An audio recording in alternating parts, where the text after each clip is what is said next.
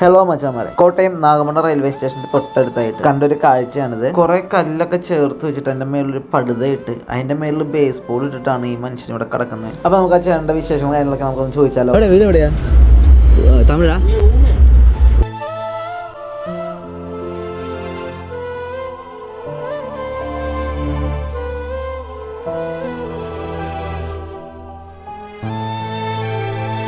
കഴിച്ചോ? കഴിച്ചില്ല. കറക്റ്റായി.